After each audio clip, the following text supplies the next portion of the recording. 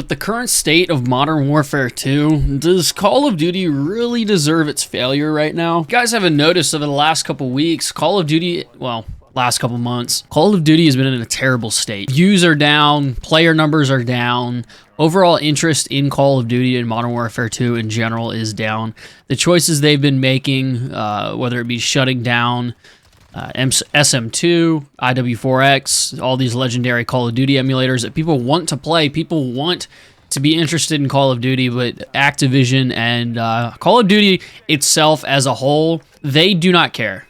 They don't care. I said this a couple videos ago. They don't care, and maybe we shouldn't either as fans of the series. But today, I kind of want to talk about, does Call of Duty deserve the failure that it's currently dealing with? And I'm going to be straight up with you right now and just say yes. Call of Duty kind of does deserve this right now. The amount of lack of care, the lack of acknowledgement of a community, of the amount of people that truly enjoy the game and put their time and effort into playing, making videos, having fun with the game, and then just the blatant disregard for those people just to do what they think is right and just to earn that extra buck. I do think Call of Duty as a whole deserves the failure that it's currently going through, and hopefully goes, well, I wouldn't say hopefully goes for in the future, but if they don't make some drastic changes, things aren't going to look good for the future of COD.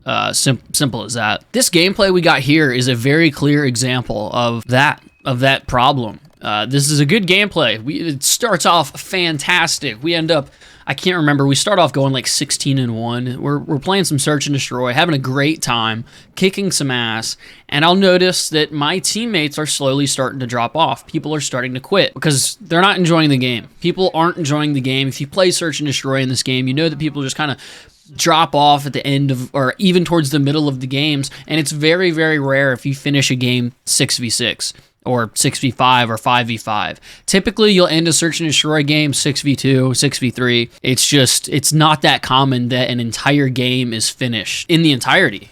That's what's so upsetting about it. And you'll see, I believe we go up about 3 rounds to 0, and my entire team leaves. Now, it's 3 rounds. We're up like 3-0 or 3-1. I can't really remember. You'll see it in a second. But we end up going up just that little bit, and they don't put extra people in our game. So it's left up to me and one other guy, Kevin. Me and Kevin are left to try to carry this team 2v6 for the rest of the game. So I was so excited. I was like, oh, we got a great gameplay coming up. This is going to be great for the channel. Things are fantastic. And then the game just plummets because of nothing that we did. We tried our hardest, but the game doesn't want to give us extra players because I guess we're doing good enough. You know, you're doing good enough. You're winning. You're kicking ass, but you don't deserve any extra players. This is just the type of thing that like is so simple. This shouldn't be an issue. Skill-based matchmaking has been in the conversation for years now, and this is another part of it, something that nobody's talking about. How about the fact that everybody wants to quit games? People are leaving constantly. Nobody wants to stick around for the whole match. Okay, well, put in more players. Maybe there's not enough players to put back in the game. I don't think that's what it is. I think that the game is constantly regulating each game to make sure that it's balanced. You know, we got 2 players that are kind of doing really, really well, so they don't need any more teammates. It's not even that common that I win search and destroy games anymore. I mean, because if you do well, your team leaves, and that's it. You're not getting a whole lot of help. Little stuff like that, disbanding lobbies. Every single lobby, it ends, and you restart from the beginning. You have to go start another game, start another lobby. But if you're in those high-level skill-based matches, you know that most of the time you're playing a lot of the same people every time, or you're just moving up another like tier and playing even more aggressive players. And there's nothing wrong with competition. Like, a lot of people get that really confused, like, oh, you don't like skill-based because you don't like competition. I mean, I played competitive COD for over 10 years. Game battles tournaments, CMG tournaments, playing for money. And I'll tell you right now, like, just playing your average pub is pretty close to, like, what game battles used to be like back in the day. Just because every lobby is just so damn sweaty. It just seems like the entire development team at COD has no true comprehension of how their games actually play out, how people play their games, how their games are perceived. People want to play the game. People want to have fun. fun. That's the key word, fun. So stop making the game so difficult to have fun in. There's like I talked about in the last video, it's so you can't counteract anything in this game. You've got to pretty much play slow. You've got to camp. You have to hold still because you're going to be heard. You're going to be shot with a shotgun. You're going to have an RPG shot at you. You're going to have all of these things that you can't do anything because the game is so slow. Dead silence isn't a perk. It's a field upgrade. It's like the game's louder than it's ever been. Everybody's marching around the map. Just the lack of awareness from devs is why I do think in Call of Duty's current state it does deserve the failure that it's currently going through. I mean, it's at an all-time low right now. So yeah, I do think it deserves its current failure. But who knows? I mean, maybe they're looking at the state that COD's in right now and they're going, well, we got to make some changes for the future because we can't have another failure like Modern Warfare 2. The fact that you have a name like Modern Warfare 2, one of the most iconic CODs ever, and then you go and make I'm not going to say sequel, but a sequel to Modern Warfare 2019, and just with the name alone, Modern Warfare 2, you can push big numbers.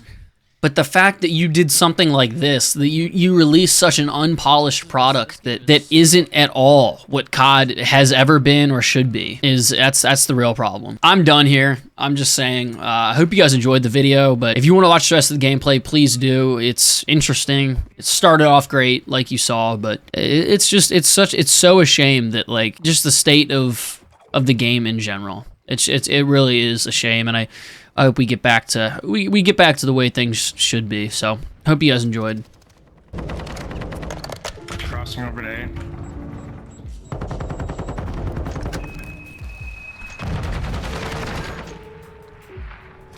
One did cross already. Yep.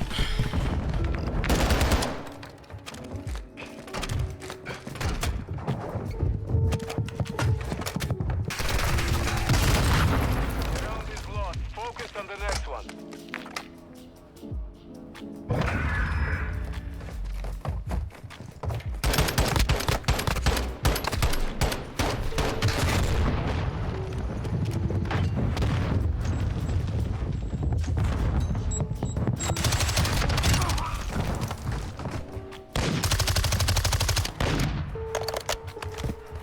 Enemy flag is in contact.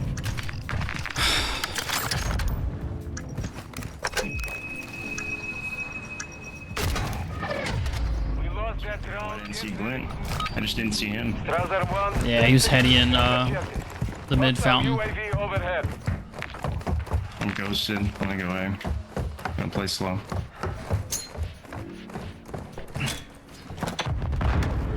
Sounds like they're hitting B.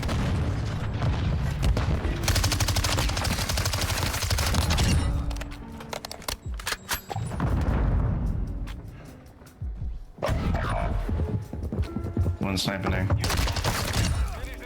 Camping up top.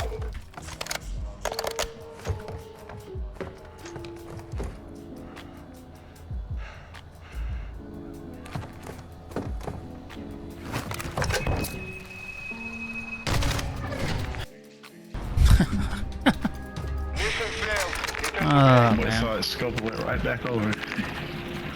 And 27 though, I guess 2v6. Some crazy good. Yeah, GG's, yeah. GG. I don't know why. I don't know.